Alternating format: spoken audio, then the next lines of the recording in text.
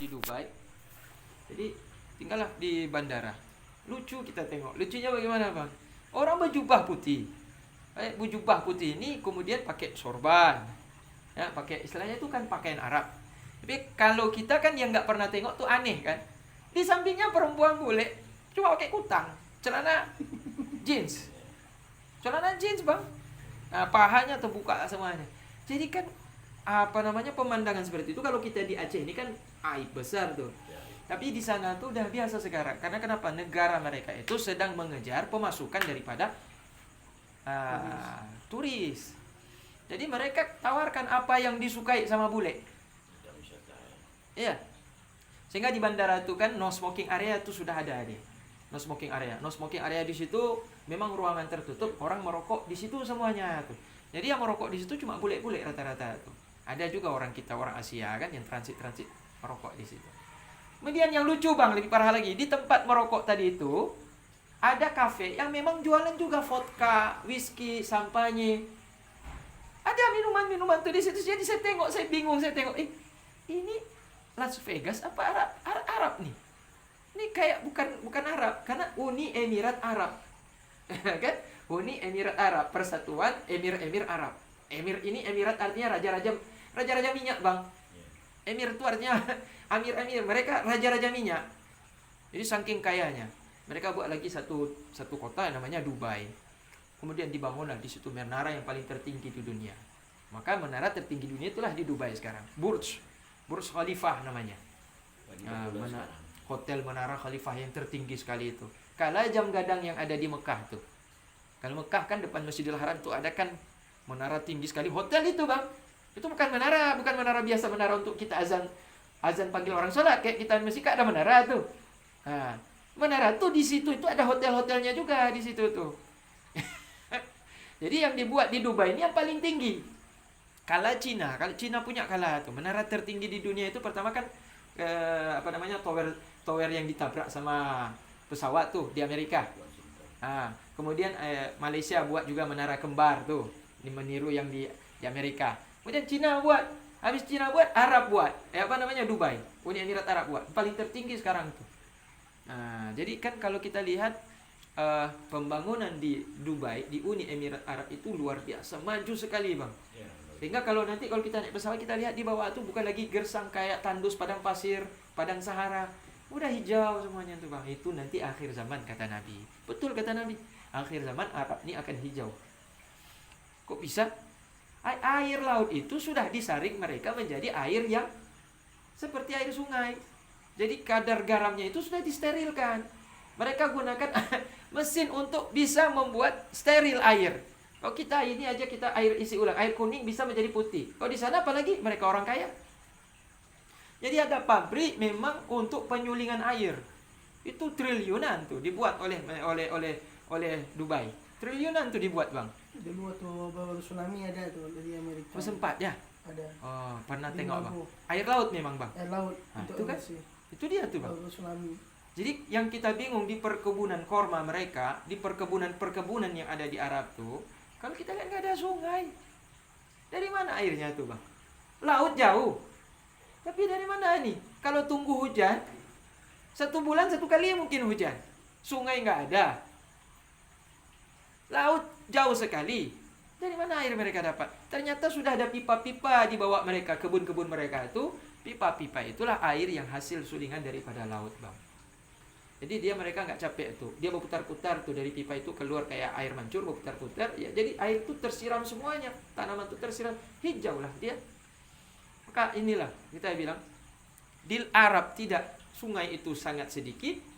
Kemudian hujan pun luar biasa. Hujan jarang sekali terjadi hujan. Tapi mereka bisa hijau. Salah satunya itu. Karena berkat teknologi yang sudah maju sekarang ini. Di samping kita lihat mereka semakin maju, semakin makmur, tapi di satu sisi itu tanda juga akan berakhir dunia. Kalau seandainya dunia ini sudah berakhir, akan ada lagi, nggak ada lagi dunia lagi ya? Itu sudah alam lain bang. Kita kan sudah masuk pada periode pertama alam malakut, alam arwah, kemudian alam janin, rahim ibu kita. Kemudian kita alam dunia sekarang. Nanti meninggal masuk ke alam barzakh. Sesudah itu alam padang mahsyar. Kemudian masuk lagi fase selanjutnya, yaitu dihisab di pengadilan Allah. Sesudah dihisab baru titian, lewat jembatan dulu, gak langsung masuk surga. Habis titian baru antara dua. Surga ke neraka. Surga, neraka, gitu. Cambuk atau enggak? Ya. Ini masalahnya cambuk 1 hari itu 1000 tahun kalau umur Nah, dunia. 1 hari. Kalau kita bilang 1 hari di akhirat sama dengan umur 1000 tahun dunia. Bang. Berarti setelah selesai semuanya ini berarti nggak ada lagi lah dunia lagi ya. Dunia nggak ada lagi, Bang. Nggak akan ada lagi. Sudah berubah menjadi alam akhirat namanya. Akhirat itu berarti itulah akhir, nggak ada lagi sesudah Berarti itu. nggak ada lauk, nggak ada apa, daftar semua ya. Kalau masalah tentang bagaimana nasib dunia yang kita tinggal saat ini atau luar angkasa, ya kan? Itu memang sudah diceritakan oleh Rasulullah tanda-tanda kiamatnya. Pertama, ada 3 kali. Pertama, ditiup dengan suara yang sangat keras. Itulah tiupan sangkakala daripada malaikat Israfil, yang tugasnya itu dia membawa trompet, yang trompet itu sebesar bumi ini, Bang. Trompetnya sebesar bumi. Bayangkan bagaimana besarnya malaikat Israfil. Trompetnya ini bukan sebesar bumi ya, sepanjang bumi ini mungkin trompetnya tuh sampai. Dan dia berbentuk seperti tanduk kerbau, tanduk sapi. Jadi ditiup sama malaikat Israfil. Suaranya itu menggema dan mengejutkan sehingga anak-anak jatuh dari orang tuanya. Orang tua tidak lagi ingat anak, ayah tidak lagi ingat kepada anak, suami tidak ingat lagi kepada istri, istri tidak lagi ingat kepada anak. Jadi anak yang dikandung itu kadang-kadang langsung gugur. Si ibu yang mengandung itu pun tidak peduli lagi, dia cuma mau menyelamatkan diri karena mendengar suara yang keras sekali tadi itu.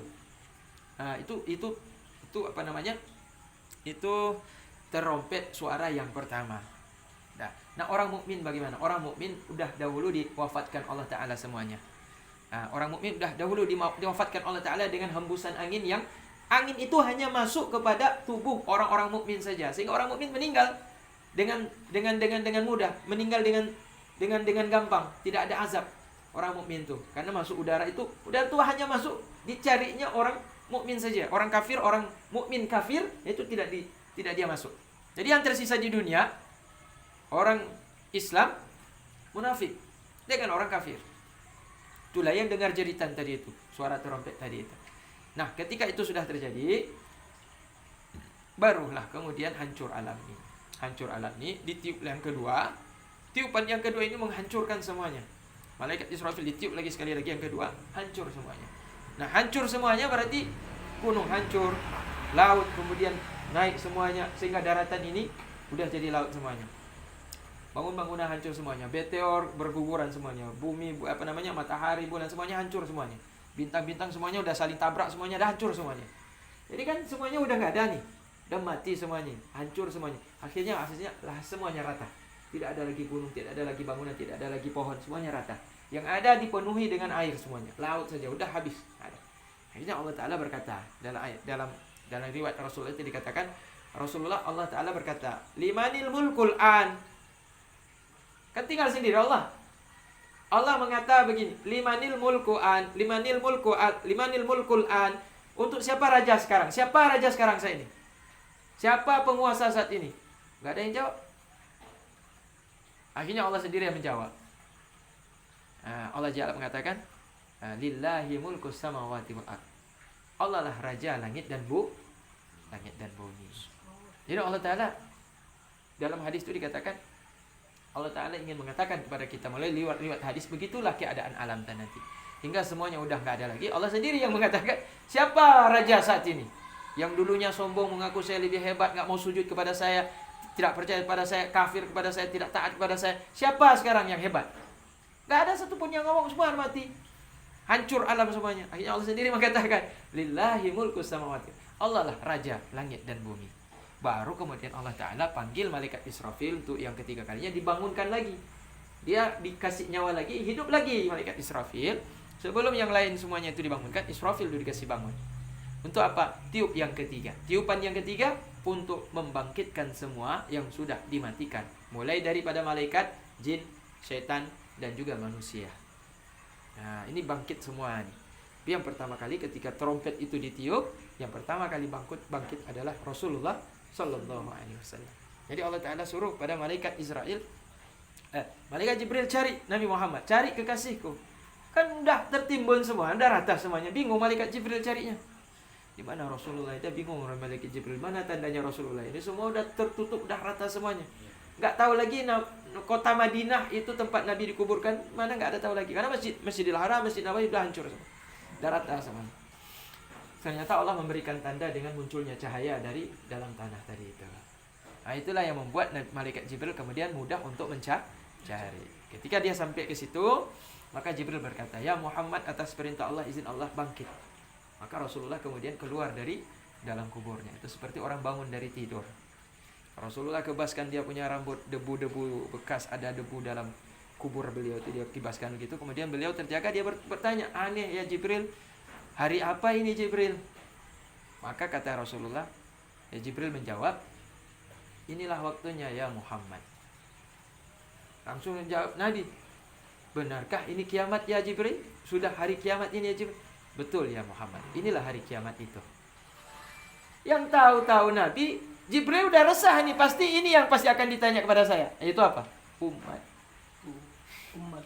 Bingung lagi Jibril, ini pasti kalau ditanya umatnya di mana, bingung saya ini mau jawab, ini bagaimana nih? Betul, baru dia dalam hati dia berkata begitu, Rasul udah tanya, "Ya Jibril, hari ini hari kiamat Jibril." "Iya ya Rasulullah." "Umatku bagaimana keadaan mereka ya Jibril?" Kak bingung. Kami mau malaikat Jibril. Bingung malaikat Jibril nyukipanyu. "Ya Muhammad, saya sendiri masih bingung. Nggak tahu di mana manusia, semuanya udah mati, semua udah kubur ya Muhammad." Kemudian atas izin Allah Ta'ala, di samping Rasulullah itu kan dimakamkan Abu Bakar. Abu Bakar dikasih bangkit sama Allah. Umar dikasih bangkit sama Allah. Kemudian orang-orang dibaki di kuburan yang ada di depan Masjid Nabawi, semua orang yang sahabat keluarga Nabi dan orang-orang mukmin yang pergi haji dan umrah yang dimakamkan situ dibangkitkan semua oleh Allah Ta'ala. Kemudian orang-orang yang dikubur di pemakaman Ma'ala, tempat kuburan keluarga Nabi dan sahabat Nabi yang di Mekah, itu dibangkitkan oleh Allah Ta'ala. Habis mereka dibangkitkan, baru semua penduduk Mekah dibangkitkan, penduduk Madinah dibangkitkan, barulah orang mukmin dibangkitkan, baru orang kafir dan orang munafik dibangkitkan. Jadi itu enggak sekaligus bangkit. Kita bayangkan kan ketika selesai kiamat dibangkitkan, oh semuanya keluar dari kubur. Nah, enggak serta-merta begitu. Dia ada tahap-tahapnya tuh, ada tahap-tahapnya tadi seperti yang kita ceritakan tadi itu. Jadi begitu semua udah bangkit kan, malaikat Jibril kan diminta oleh Nabi Muhammad. Tanya Nabi Muhammad, "Bagaimana umatku ya Nabi ya Jibril? Bagaimana umatku? Di mana umatku ya Jibril?" Bingung malaikat Jibril untuk mencari dan mengetahui mana umat Muhammad tadi itu. Akhirnya ternyata Allah Ta'ala kemudian memberikan cahaya kepada orang mukmin. Sehingga orang mukmin itu semuanya ketika dari bangkit dari kubur, orang-orang mukmin itu semuanya dalam keadaan wajahnya terang benderang bercahaya. Sedangkan orang kafir, orang Islam yang munafik, mereka wajah mereka hitam seperti sehitam-hitamnya wajah mereka.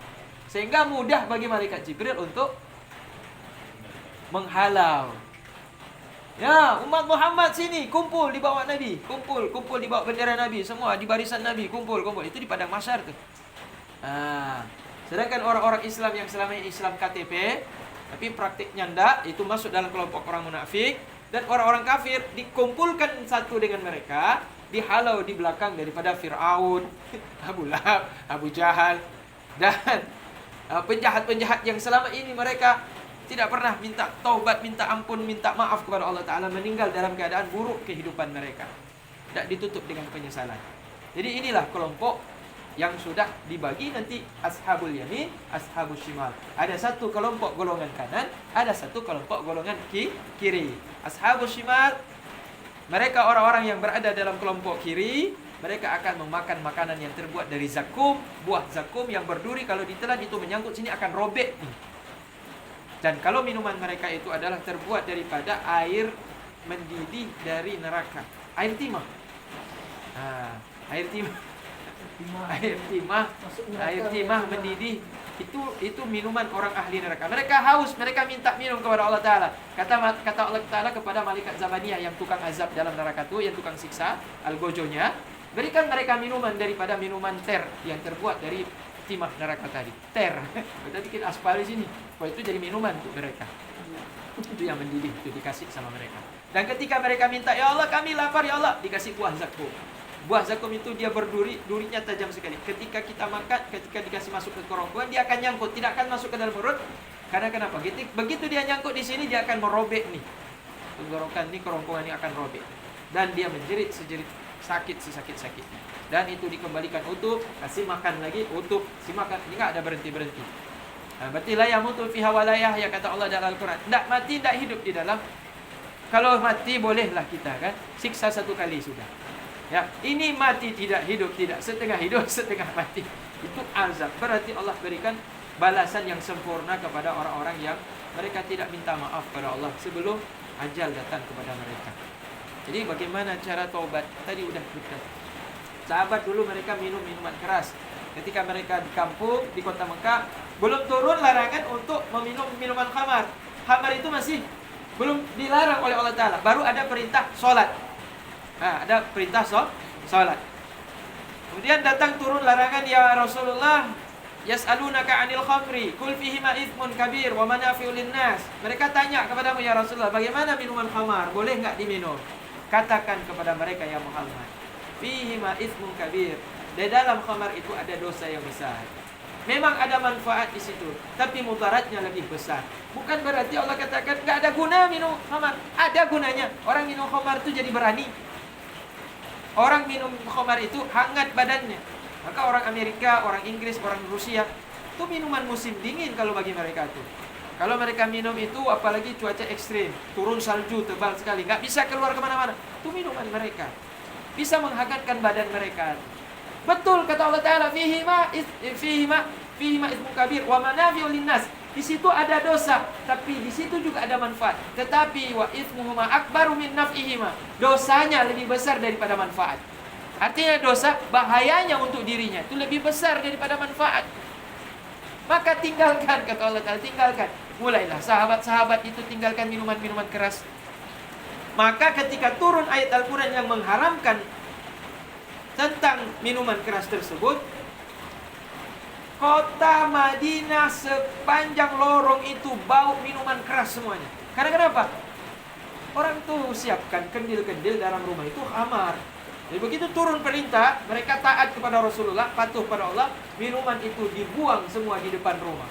Sehingga sepanjang lorong di kampung-kampung, di sudut-sudut kota yang ada di kota Madinah dan kota Mekah, itu semuanya bau minuman khamar. Bau satu kota tuh, bau satu kota Madinah, bau minuman khamar. Karena kenapa? Udah dibuang di depan rumah, semuanya dibuang. Ada yang buang di jalan, ada yang buang selokan, ada yang, pokoknya bau lah menyengat sekali itu. Jadi itu menandakan kepatuhan para sahabat kepada Rasulullah. Karena udah dibilang haram, ya udah kami bukan nggak mau minum lagi, tapi kalau Rasulullah udah bilang nggak boleh, ya udah kami patuh pada Rasulullah. Kan ditinggalkan. Ada sahabat yang nggak bisa tinggal. Yang anda mendarah daging bagaimana? Nggak bisa tinggal, dia bilang. Datang dia pada Rasulullah, ya Rasulullah kibanyo lo hantaku kupiyonya Rasulullah. Memang ingin saya berhenti ya Rasulullah, tapi saya tidak bisa berhenti, bagaimana ini ya Rasulullah? Kayak orang isap ganja, kayak orang isap sabu-sabu. Kalau udah sakau gitu, terus dicari barang itu, akan dicari. Nah, dia tahu itu haram, tapi tetap dia cari. Karena kenapa? Sakau, pengaruh, efek daripada narkoba tadi itu.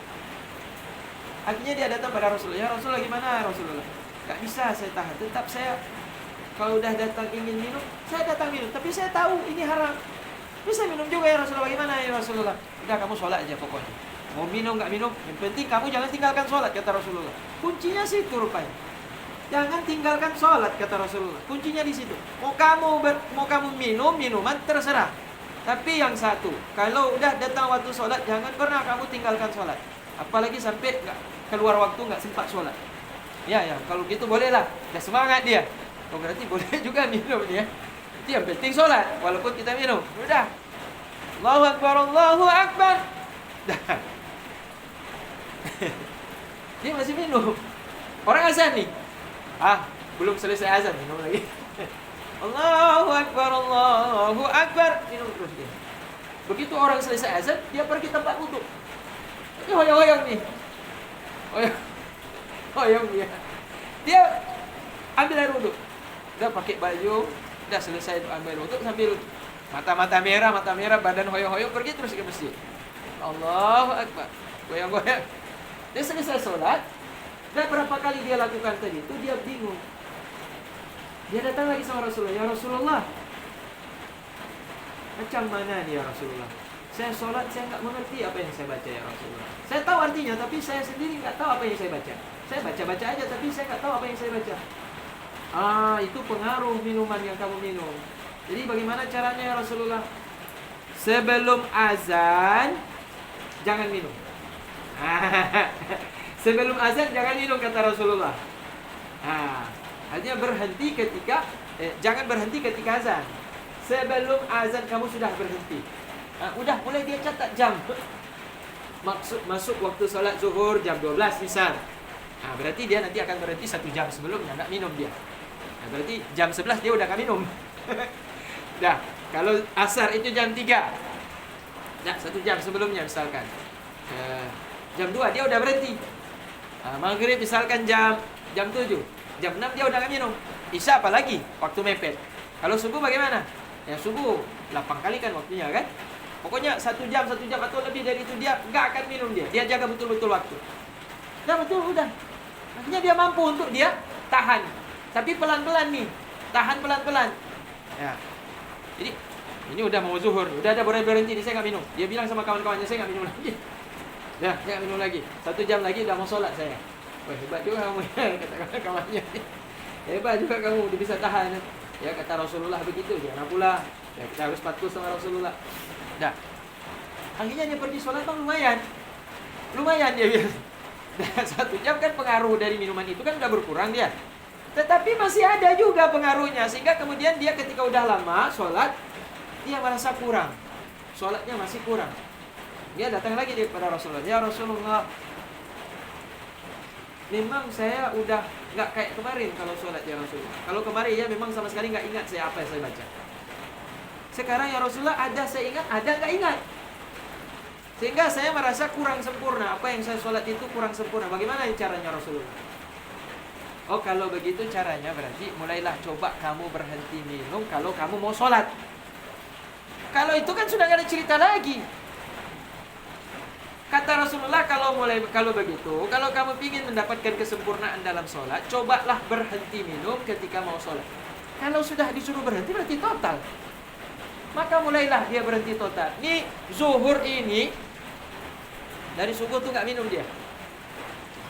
Dari sholat subuh bangun pagi sampai menjelang zuhur dia nggak minum.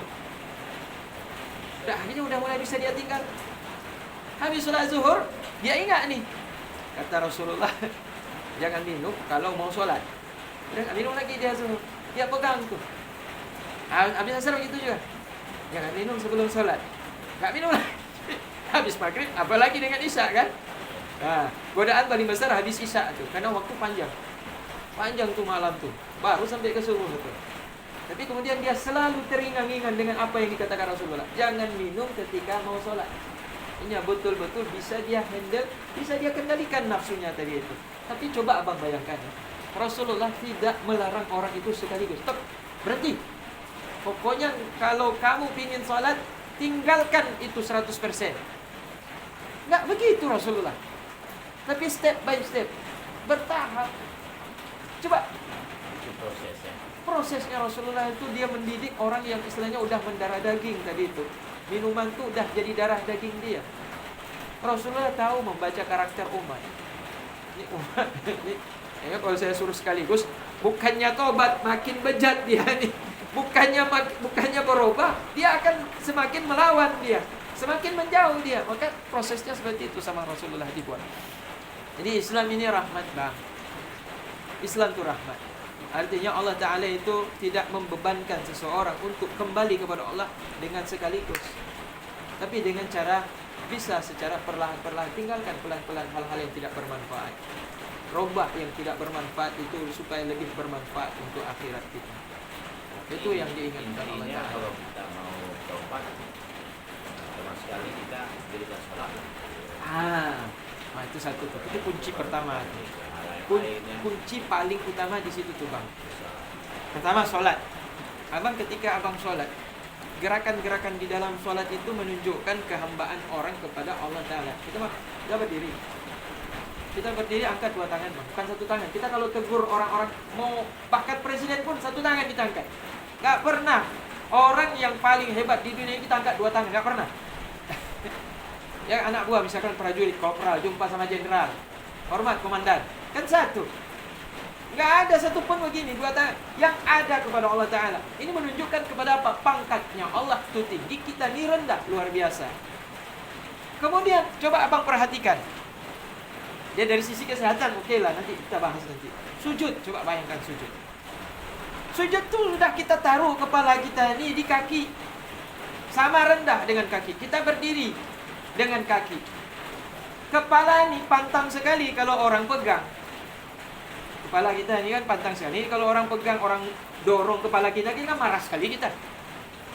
Anak kita lihat ada kawannya, padahal sama anak-anak nih. Anak dengan anak, kita lihat anak kita, kepala anak kita didorong sama kawan. Padahal anak-anak marah kita. Kenapa kepala tuh benda mulia dia? Harga diri orang itu di kepala. Tetapi ketika kita sholat, kita letakkan di kaki. Sama dia dengan kaki kepala itu. Tapi di hadapan siapa? Oh. Jemaah aku juga kita dulu kita jemaah juga ya kan. Itu kita kan itu bakas orang itu juga. Maka hakikatnya kita kan berarti betul-betul kita merendah di hadapan Allah. Makanya Allah sayang. Sebejat-bejat orang, kalau dia mau menegakkan sholat, Allah sayang orang tersebut. Maka kadang-kadang sholat ini menjadi wasilah perantara orang untuk berubah. Ya. Jadi ada satu ayat. Ya.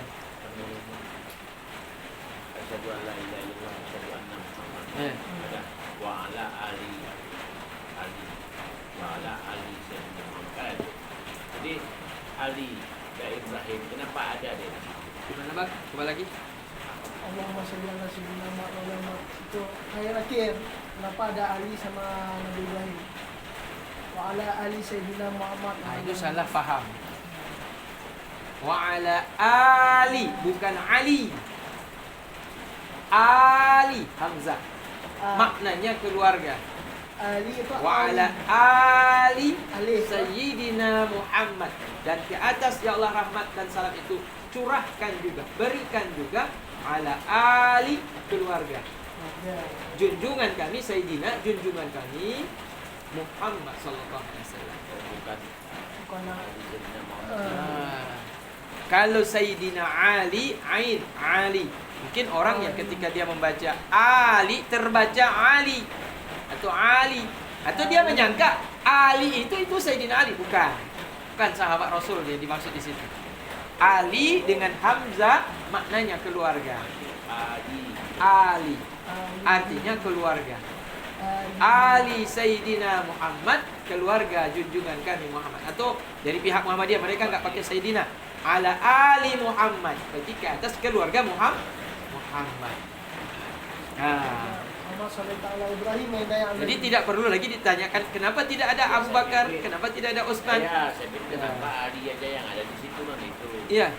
Nah, ini betul juga pertanyaan Abang nih, karena ada satu kelompok kelompok dalam Islam yang pecah yang disebut dengan firqah Syiah. Jadi aliran Syiah mereka ini menambah dalam syahadat itu wa asyhadu anna Ali imamuna. Kami juga bersyahadat, bersaksi, naik saksi bahwa Ali adalah imam kami. Nah, kalau yang dimaksud di sini ini Ali dan dia tambah Ali di dalam apa namanya? Dalam sholat, tapi itu bisa jadi Syiah.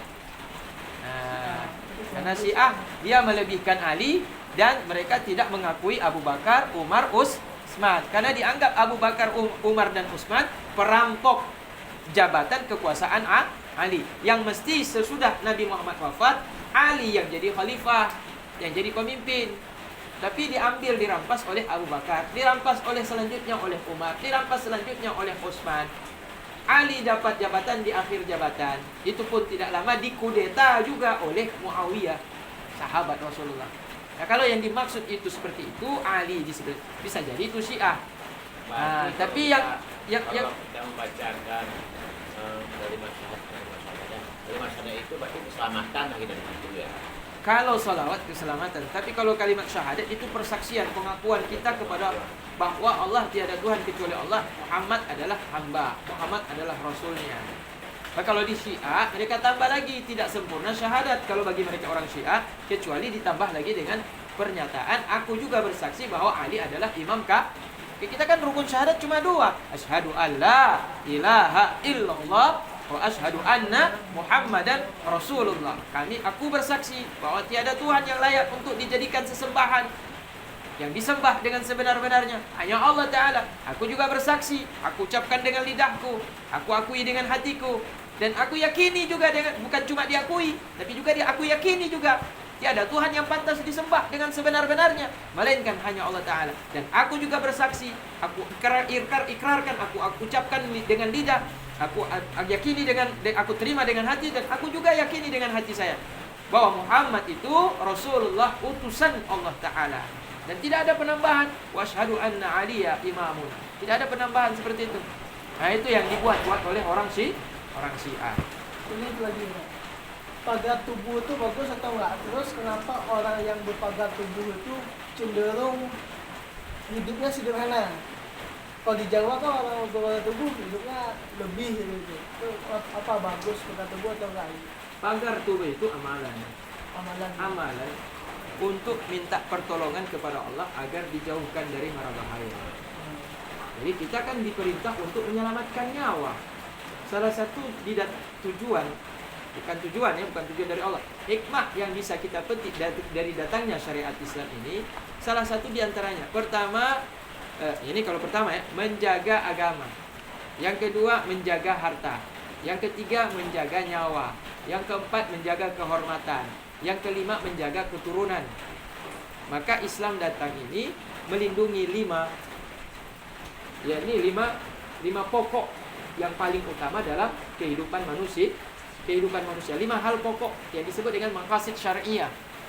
Maksud-maksud didatangkan syariat berdasarkan yaitu pemahaman hikmah dibalik didatangkannya syariat. Pertama, datang Islam untuk menjaga agama. Maka kalau ada agama ini kita dihina oleh orang-orang kafir, maka wajib kita membelanya. Membela agama yang dihina oleh orang-orang kafir itu wajib hukumnya. Maka datang yaitu perintah berjihad. Nah, kemudian di dalam agama diperintahkan bagi kita untuk melindungi harta.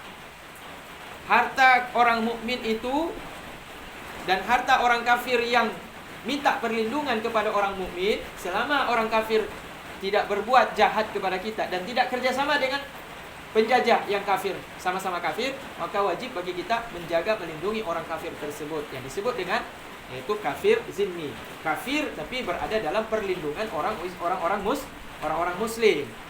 Nah, harta mereka, nyawa mereka tidak boleh diganggu. Maka di dalam Islam itu berlaku hukum potong tangan. Nah, kenapa berlaku hukum kisas potong tangan tuh? Tangan ini dipotong, pergelangan tangan ini mencuri yang kedua dipotong, mencuri yang ketiga dipotong lagi. Pertama tangan kanan dipotong, habis itu kaki kiri sampai ke mata kaki. Mencuri lagi yang ketiga, dipotong lagi pergelangan tangan kiri. Mencuri lagi yang keempat, dipotong lagi dari sini sampai ke sini. Jadi dah buntung semua, mau bagaimana lagi mencuri? Mencuri lagi. Dengan ini mencuri, potong sini ini. Dah habis. Potong lagi sini habis. Potong lagi di sini habis. Udah habis. Bunuh saja orang kalau dia masih mencuri. Dari potong semuanya masih mencuri. Jadi dalam Islam itu berlaku hukum kisas, tujuannya untuk menjaga harta. Jadi harta itu harus dilindungi. Harta orang lain tidak boleh dirampok, tidak boleh dikorupsi, tidak boleh dicuri, tidak boleh dicopet. Harta orang itu harus dijaga, harus dilindungi. Maka Islam menjamin. Bahkan harta orang kafir pun dijamin oleh orang Islam selama orang kafir itu tidak memerangi kita dan tidak bekerja sama dengan penjahat ataupun penjajah kafir yang menyerang umat Islam. Maka itu yang kedua. Nah, berarti yang pertama yang dilindungi adalah agama dengan jihad. Yang kedua dilindungi harta dengan apa? Dengan potong tangan. Yang ketiga dilindungi kehormatan. Kehormatan, misalkan contoh kehormatan wanita diperkosa, apa hukumannya? Wanita kalau diperkosa apa hukuman yang memperkosa? Kalau ada dia berzina suka sama suka, kalau dia belum menikah cambuk 100 kali. Kalau udah menikah masuk dalam tanah, tinggal kepala, lempar batu sampai mati, rajam. Maka hukum rajam berlaku untuk menyelamatkan yaitu kehormatan. Nah, di situ bukan juga kehormatan saja, tapi di situ termasuk juga keturunan, menjaga keturunan. Supaya keturunan ini bibit-bibitnya ini sah secara syariat. Maka diharamkan berzina untuk menjaga keturunan tidak bercampur dengan bibit-bibit yang lain. Karena seorang wanita ketika dia sudah menikah, masuk benih ke dalamnya, lahir anak, tahu ini anak siapa kalau dalam proses pernikahan. Tapi kalau di luar proses pernikahan, bisa saja mungkin dia udah tidur dengan 4 laki-laki. Ketika lahir anak, mengandung, anak ini punya siapa? Bingung. Maka tidak jelas keturunannya asalnya dari siapa, karena dia udah tidur dengan 4 laki-laki. Maka dalam Islam disyariatkan maka nikah untuk melindungi keturunan asal usulnya itu dari mana. Itu maqasid itulah tujuan hikmah dibalik datangnya syariat Islam. Ya, abang tanya apa tadi?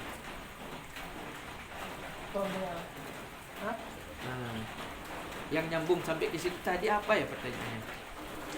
Itu kenapa yang orang yang pagar tubuh itu cenderung Itulah hubungannya tadi itu. Pagar tubuh tadi, itulah itu yang saya tanya tadi. Apa hubungannya dengan cerita saya tadi? Dengan itu tadi udah berhubungan. Karena nyawa. Itulah yang itunya Pak Ustaz kenapa orang yang pagar tubuh itu cenderung hidupnya sederhana. Kalau yang di Jawa juga mungkin ada juga pagar tubuh hidupnya misalnya lebih kaya atau pagar tubuhnya lah. Oh iya, Ada yang siriknya, ada dalam putih. Makanya bisa tanya. Betul. Kebanyakan di sini. Betul. Memang kalau kita lihat, saya pun udah berapa kali lihat ada orang-orang yang beramal seperti itu kan. Dia punya cara-cara, ada pantang-pantangan. Ya, ada pantangan-pantangan memang. Ada sebagian yang memang diperintahkan dia harus hidup dengan cara-cara sederhana, tidak boleh menonjol. Sehingga ketika dia mungkin walaupun dia nampak kaya, dia hidupnya sederhana. Ada orang juga menikmati hasil daripada pekerjaannya, meskipun dia sudah punya amalan pagar tubuh, tapi tidak ada pantangan. Kalau punya rezeki nggak boleh nampakkan di depan orang. Boleh di rekening banyak-banyak apa-apa, tapi dalam kehidupan jangan nampak kalau kita ini punya harta. Maka dia hidup sederhana. Ada yang hidup mewah dari pekerjaannya di luar pagar tubuh nih. Dia punya usaha macam-macam, tapi dia dibolehkan oleh gurunya untuk memberikan hal tersebut. Nggak ada masalah kalau kita. Iya. Tapi ada yang saya cenderung lebih melarat hidup lebih susah. Itu. Oh, kalau itu efek daripada amalannya, mungkin udah melenceng tuh ya. Kan banyak saya lihat di daerah sini kan umumnya kan maaf saya bilang adalah yang membuat orang gitu. Ya, cuma nggak tahu kenapa hidupnya cenderung. Pertama begini, kita paling utama adalah husnuzon pertama, baik sangka dulu.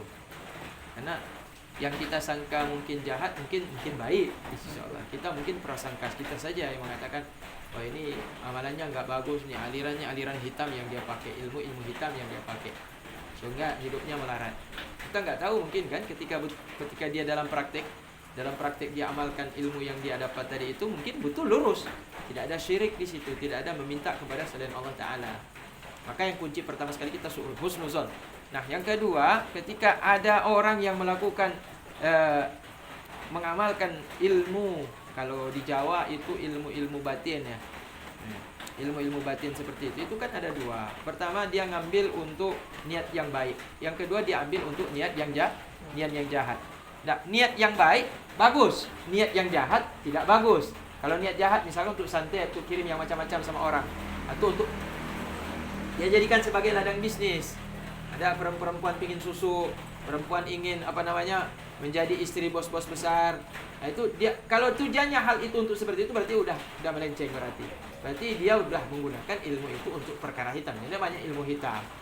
Nah, masalah tentang akibat daripada amalannya itu membuat dia menjadi miskin, itu tidak ada bisa jadi itu ada akibat dari